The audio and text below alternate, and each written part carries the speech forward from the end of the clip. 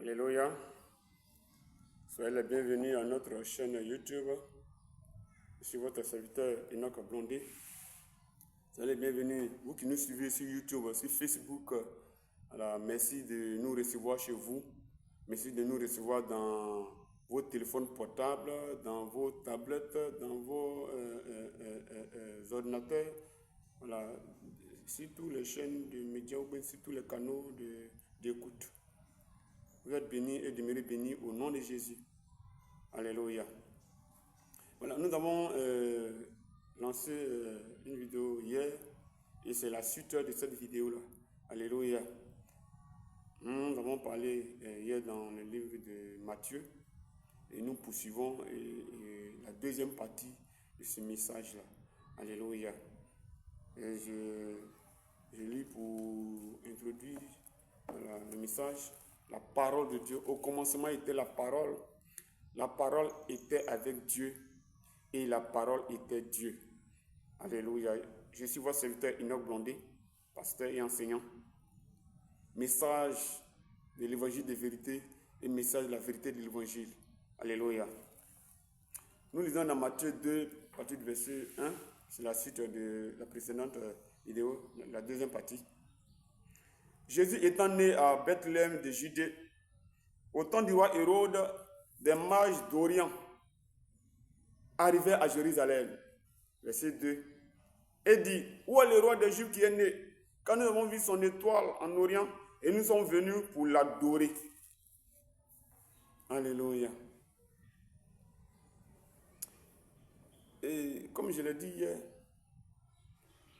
ce passage-là, il apprend vraiment à cœur et à joie. Alléluia. Ce passage-là introduit Dieu sur la terre. Ce passage-là annonce la naissance de Dieu sur la terre. Je dis le message de la vérité de l'évangile et de l'évangile de vérité. Nous disons les choses directement, clairement, nettement. Alléluia. On ne va pas ménager les mots ou essayer d'arranger les mots parce que ça peut choquer l'entendement de certains chrétiens même. Ça peut choquer l'entendement de beaucoup de personnes religieuses, des chrétiens religieux. Ça peut choquer, bousculer votre théologie. Mais pour nous, c'est le message du moment. Et c'est ça le message de la vérité de l'évangile et de l'évangile de vérité. Nous disons les choses comme ça. Parce que c'est le message du moment. Ce passage-là introduit la naissance de Dieu sur la terre. Dieu est né en chair et en os sur la terre. N'oubliez pas que nous avons dit, au commencement était la parole était avec Dieu et la parole était Dieu. Au commencement était Jésus, Jésus était avec Dieu et Jésus était Dieu. Et donc, qui est né ici? C'est bien Jésus, donc c'est Dieu qui est né. Alléluia. Dieu est né sur la terre, en chair et en os. Ça peut bousculer les personnes vraiment ou même peut-être que c'est un tout nouveau sillon dans votre cerveau, dans votre entendement spirituel, mais dans votre théologie populaire ou même théologie populiste. Mais il est bon de dire ça comme ça. Alléluia. Parce que le temps où nous sommes là, c'est comme ça que les choses doivent être dites. Dieu est né sur la terre. Alléluia. Dieu est né. Le Dieu qui a créé le ciel et la terre, il est né en chair et en os. Sur la terre. Alléluia. Voici pourquoi Jésus a dit dans Jean 14 à Philippe, celui qui m'a vu a vu le Père. Celui qui a vu Jésus a vu Dieu. Celui qui a vu Dieu a vu Jésus. Et c'est Jésus qui dit ça. Et c'est Dieu qui dit ça. C'est Dieu. En chair et en os, il est dit. Alléluia. Le thème que je vais donner à ce message que j'ai déjà donné, si vous allez sur YouTube, croyez la parole. Nous avons parlé hier des 70 semaines de Daniel qui étaient vraiment très révélateurs dans la vie de ces mages-là. Alléluia. Ces mages-là, ils sont venus de la Perse, de l'Irak, Iran. Et c'est là-bas que Daniel était, en Babylonie. Et tous les rois qui ont suivi là. le peuple d'Israël était déporté. Daniel et les siens ont été déportés. Et Dieu se révèle à Daniel dans la prophétie des 70 semaines.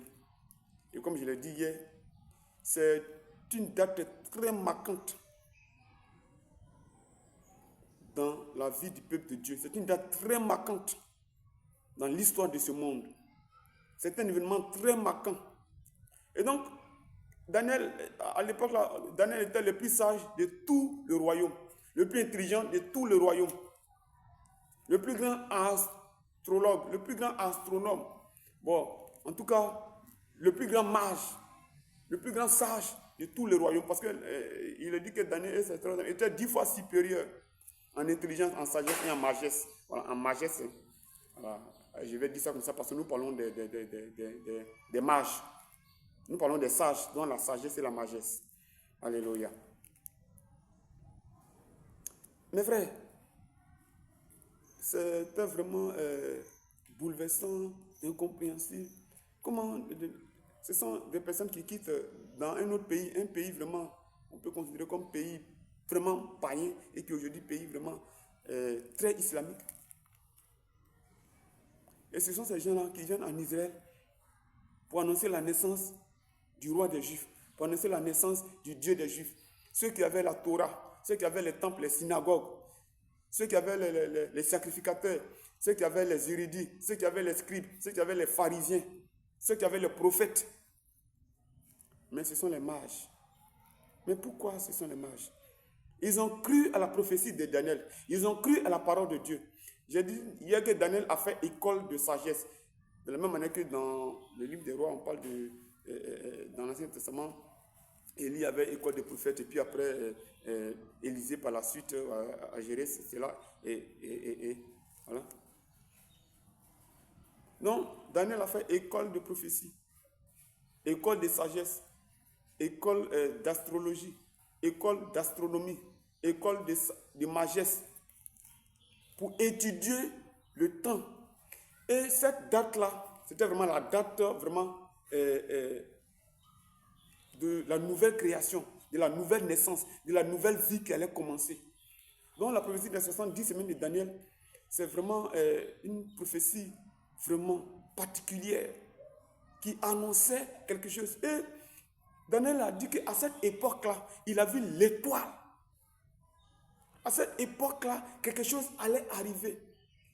Quelque chose de très important qui allait marquer l'histoire du monde. Allait arriver quelque chose de très important qui allait vraiment créer quelque chose de nouveau. Une date vraiment spéciale. Et les 70 semaines, c'est 70 semaines d'année. 70 semaines d'année. Et donc ça fait 490 ans. Donc 500 ans environ. Et les 70 semaines de Daniel là, c'était prophétisé par Jérémie. Par Jérémie, je crois Jérémie 25. Vous parlez, après 70 ans, le peuple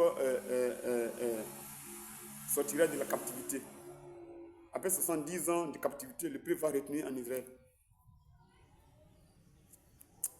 Et Daniel est allé prier. Ah, mais mon Dieu, voilà, le peuple a péché, voici. Mais ça fait encore des années. Nous sommes à l'approche de ces 70 ans. Mais il n'y a aucun signe de délivrance. Il n'y a aucun signe qui prouve que vraiment nous allons sortir de là. Vraiment, c'est rien. Au contraire, même les choses s'empiraient. Daniel est allé prier, faire toutes les confessions possibles. On était, selon les études, voilà, on était environ à la 68e année. Et rien ne présageait que vraiment le peuple allait sortir de la captivité. Et Daniel va prier. Et Dieu se révèle à lui pour dire, oui, j'ai dit, c'est moi qui ai prophétisé que vous allez sortir de la captivité après 70 ans. Mais non seulement cela va se réaliser, mais encore, il y a une autre réalisation. Et c'est 70 ans là, c'est 70 ans qui vont venir vraiment encore. Mais cette fois-ci, ce n'est pas 70 ans où vous allez sortir de la captivité. 70 ans très prophétiques. Alléluia. Donc, à la 68e année, Daniel voit Cyrus. Il dit, ah, Cyrus, est-ce que tu sais que toi, tu es prophétisé dans la Bible? Cyrus dit, non, non, c'est pas possible. C'est vrai, tu es mon conseiller, tu es l'un vraiment des hommes importants du royaume, mais ne me dis pas tout et n'importe quoi à la fois. Daniel dit, bien sûr, tu es prophétisé dans la Bible, tu as écrit. Il dit, ah bon? Bon, ok, fais-moi voir. Daniel prend le livre, il dit, voici, tu es prophétisé.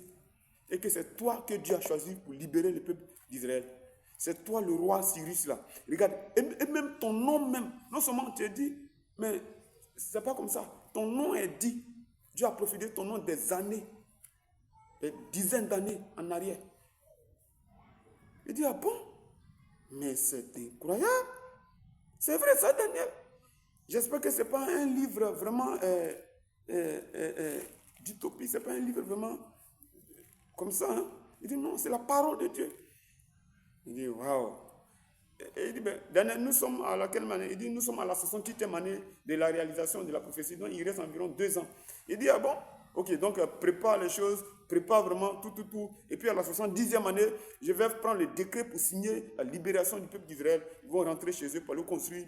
Si moi, Cyrus, je suis prophétisé dans la parole de Dieu des années en arrière, c'est que vraiment, j'ai quelque chose à faire. Et Dieu m'a choisi pour ça, donc je vais le faire. Alléluia.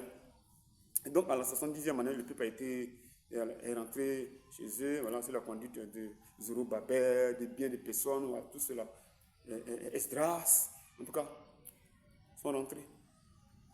Mais la prophétie, Dieu révèle à Daniel encore, tiens, 70 années vont s'écouler sur mon peuple. Dans Daniel 9, à partir du verset 23, voilà, 24. Et donc, Daniel a fait une école de ça. Les gens, ils ont étudié ça. Puisque Daniel était le plus sage du royaume. Il était un homme vraiment très important, très influent. Il était un prophète, un homme de Dieu. Il donnait vraiment la direction, la gestion du royaume. Parce qu'il avait l'esprit de Dieu, l'esprit supérieur. On dit 10 fois supérieur à Daniel et ses amis.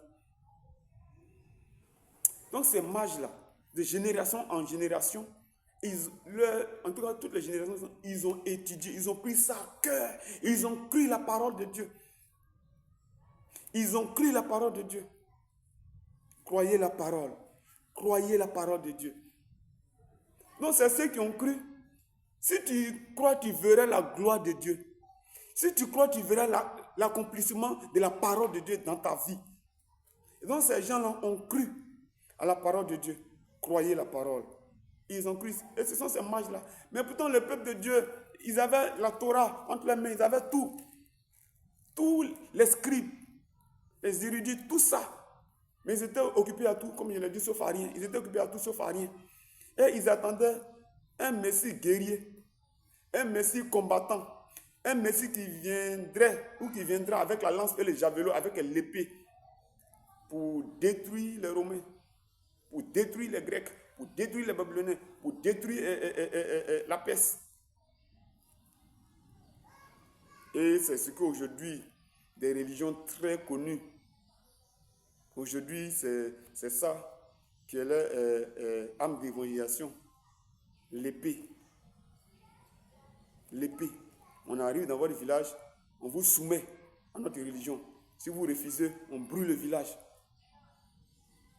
Partout où ils vont, c'est violence pour installer leur religion.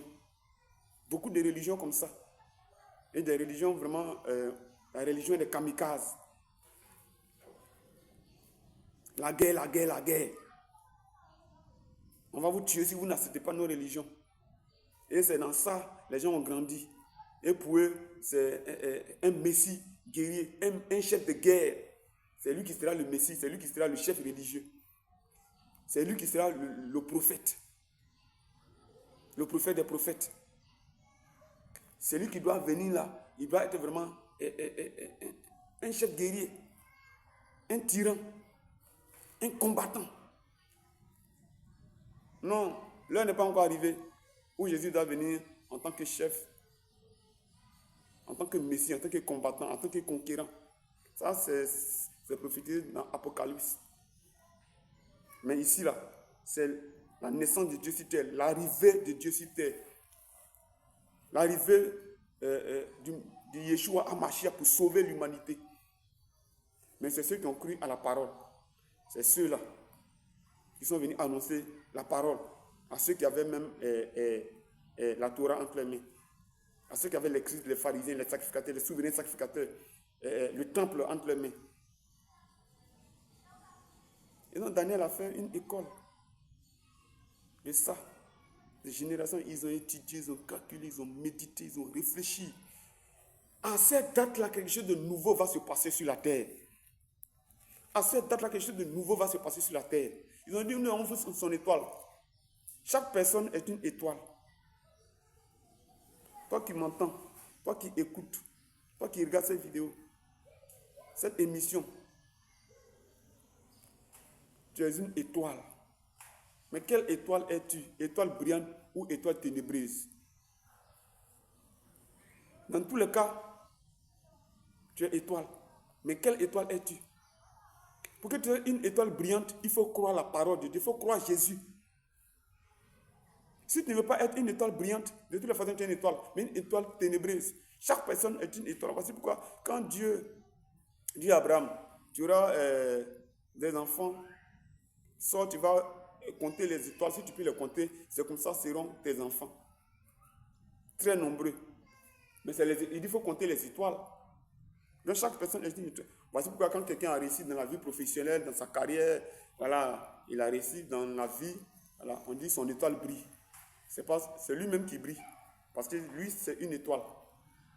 Mais que c'est-il un homme de briller comme une étoile s'il perd son âme? Que c'est-il une jeune femme de briller comme une étoile si elle perd son âme?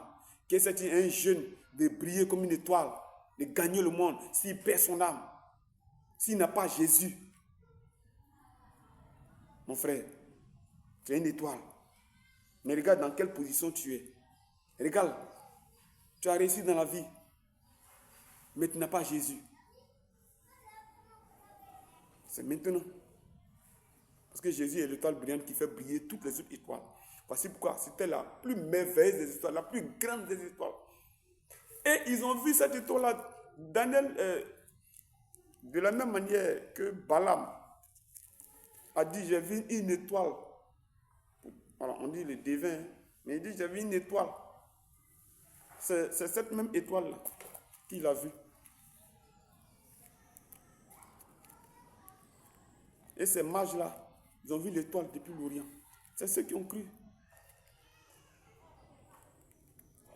Alléluia. Et quand ils ont calculé, ils ont vu que vraiment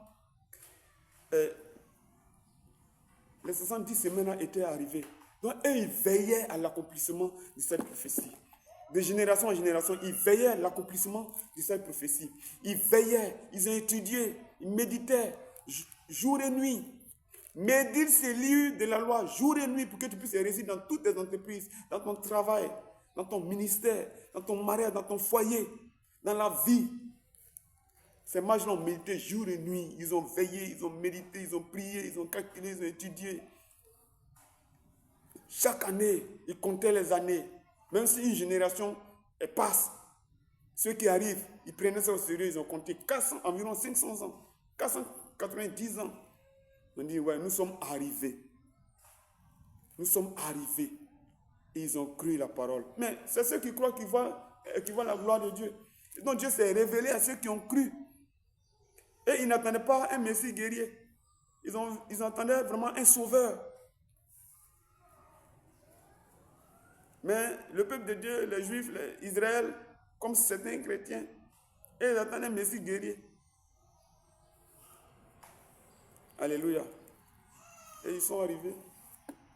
Nous avons vu le roi des Juifs et nous sommes venus pour l'adorer. Des mages qui sont venus d'Orient.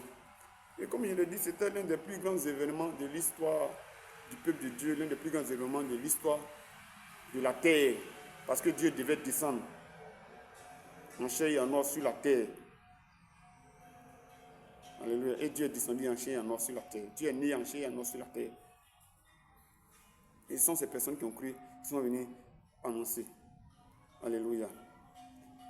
Parce que ces mages-là étaient en phase avec la prophétie de Daniel. Et si cela est arrivé, Daniel a joué un rôle important. Là où un enfant de Dieu passe, il laisse des traces. Il laisse des cicatrices. Il ne laisse pas des cicatrices. Alléluia.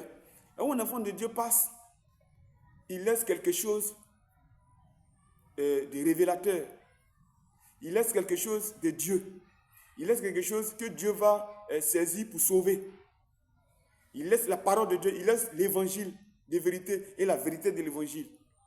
Et c'est cette mission-là que nous avons. Alléluia. Là où un enfant de Dieu, là où un homme de Dieu passe, il laisse la vie, il laisse la paix. Comme Daniel, il est passé en Perse. Il a laissé la prophétie des 70 semaines qui annonçait la naissance de Jésus, la naissance de Dieu sur la terre. Et les gens ont veillé à étudier cela. Et ils ont cru. Et ce sont eux que Dieu a utilisés pour venir annoncer l'évangile. Annoncer la naissance de eux-mêmes, leur propre roi, eux-mêmes, leur propre Dieu. Dans la capitale, à Jérusalem. Alléluia. Gloire à Jésus. Et les 70 semaines, il y a un grand homme de Dieu, professeur Robert Anderson, sœur Robert Anderson, qui a fait des calculs qui sont tombés exactement. La naissance de Jésus, l'heure précise de sa naissance, le jour précis de sa naissance, l'époque précise de sa naissance. Et aussi, la prophétie dit où un sera retranché, l'époque précise de sa mort. Alléluia. Les 70 semaines. Donc les 70 semaines de Daniel là, c'est ça, la naissance de Dieu sur la terre et le retranchement de Dieu sur la terre. La naissance de Dieu sur la terre et la mort cruciale, la mort salvatrice de Jésus pour l'humanité, pour toi.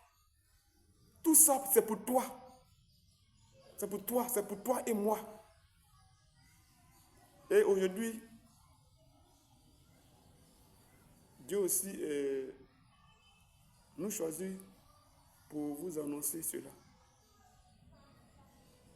C'est vrai, tu es dans une religion.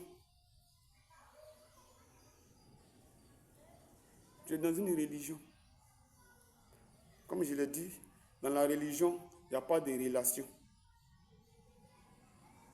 Dans la religion, il n'y a pas d'amour. Parce que toute religion là, motivée par le diable, c'est Satan qui a créé les religions. Le christianisme n'est pas une religion, le christianisme, c'est une personne. Nous ne sommes pas dans une religion, nous sommes dans une personne. Nous ne sommes pas dans une religion, nous sommes dans une relation avec cette personne-là. Mais dans la religion, on n'est pas en relation. On est en relation. Si on est en relation, on est en relation avec le diable. Nous sommes en relation avec Jésus. Nous ne sommes pas dans une religion. Nous sommes dans une personne. Christ en moi, c'est l'expérience de la gloire. Et moi, je suis en Christ. Alléluia. Gloire à Jésus. Mon frère, ma soeur, tu écoutes ce message-là. Tu entends cette parole-là. Il est temps de répondre à la vie de Dieu.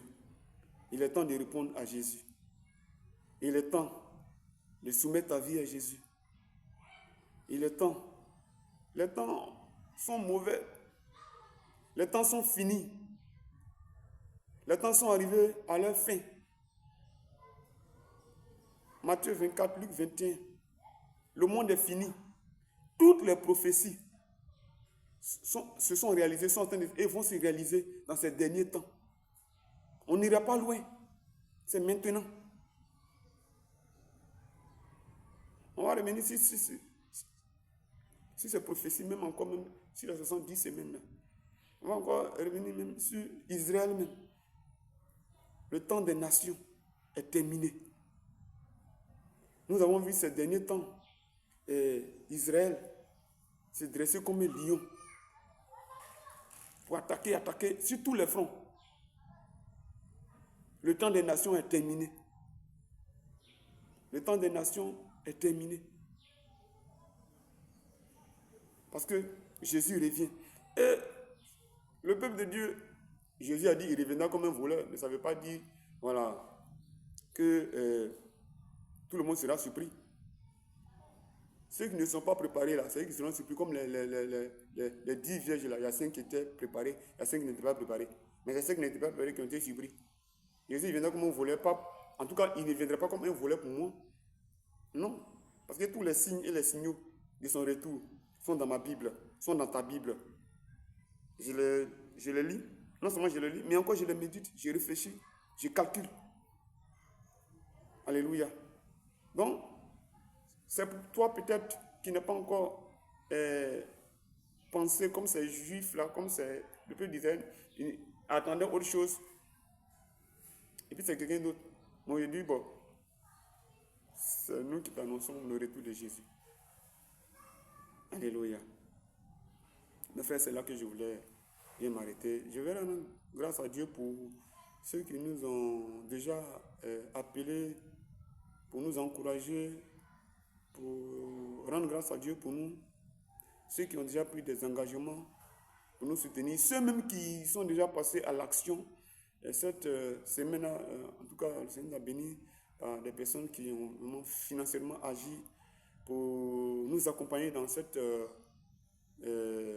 mission-là, dans cette commission-là, pour que vraiment cette émission-là porte du fruit. Alléluia. Bénissons le nom du Seigneur. Que la paix du Seigneur vous soit multipliée.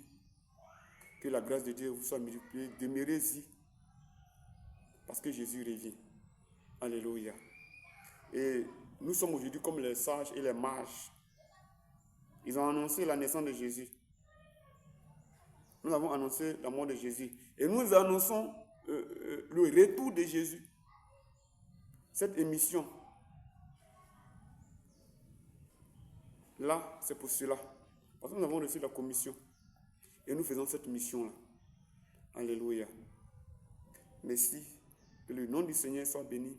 Merci de nous suivre. Merci de vous abonner. Et bientôt, vous allez recevoir nos messages à temps réel. Voilà. À temps réel. Ça veut dire en direct. Alléluia. Voilà. Merci de partager le message de l'évangile de vérité, la vérité de l'évangile, pour que les gens soient avertis. Pour que ton frère soit averti, pour que ta soeur soit avertie, pour que tes parents, ta maison soient avertis. Pour que ceux qui ne connaissent pas encore le Seigneur soient avertis. Même si toi-même tu ne connais pas le Seigneur, tu peux avertir des personnes. Ils vont connaître le Seigneur puis ils vont venir t'évangéliser. On te dit, mais ce que tu nous as dit là, nous, on a reçu, mais c'est vrai, donc, voilà, alléluia. Et c'est ce qui est arrivé. Daniel a parlé aux Perses. Les Perses ont cru. Et ce sont ces mêmes Perses-là qui sont venus annoncer ça aux Juifs. Donc, peut-être que tu écoutes, tu es peut-être dans une relation, tu n'es pas encore dans la relation avec Jésus.